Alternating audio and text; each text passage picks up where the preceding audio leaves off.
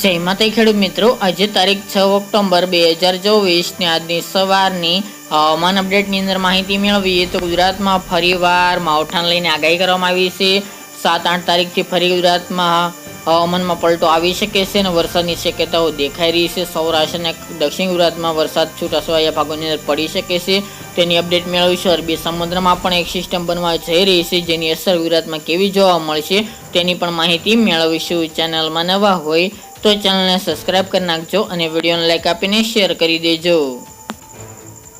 હાલ ગુજરાતની અંદર ચોમાસું વિદાય લઈ લીધી છે ઘણા બધા વિસ્તારની અંદર, પરંતુ ફરીવાર ગુજરાતના હવામાનમાં પલટો આવવાની શક્યતા રહેલી છે, કારણ કે લોકલ સિસ્ટમો બંધાશે, જેના કારણે 7, 8 અથવા તો 9 તારીખથી ગુજરાતના અમુક ભાગોની અંદર વરસાદની શક્યતાઓ રહેલી છે, જેમાં છૂટાછવાયા ભાગોની અંદર વરસાદી માહોલ જોવા મળશે। તે ઉપરાંત વાત કરીએ તો અરબી સમુદ્રમાં એક સિસ્ટમ બનવા જઈ રહી છે।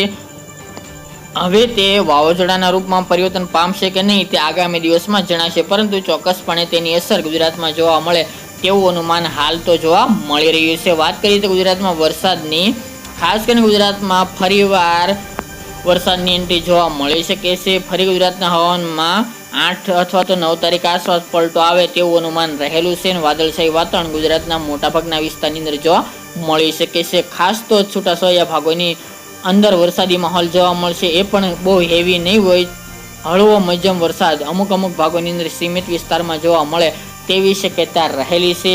અને ખાસ તો મિત્રો અત્યારે ગરમીનું પ્રમાણ વધી રહ્યું છે, સાથે જ ઉકળાટ પણ જોવા મળી રહ્યો છે। આને ઠારવા એટલે કે શાંત પાડવા ગુજરાતમાં એક માવઠાનો વરસાદ નોંધાઈ શકે છે। ખાસ અપડેટ માવઠાની શક્યતાઓ સૌરાષ્ટ્રના ભાવનગર જિલ્લો, અમરેલી, બગસરા, ધારી, મહુવા, તળાજા, જેસર પંથક તેમજ વિસાવદર, માંગરોળ, ગીર સોમનાથ, ઉપલેટા, જસદણ, ગોંડલ, રાજકોટના વિસ્તાર અને જૂનાગઢના ભાગોની અંદર વરસાદી ઝાપટા જોવા મળશે અને અમુક જગ્યાએ સારો વરસાદ પણ જોવા મળે।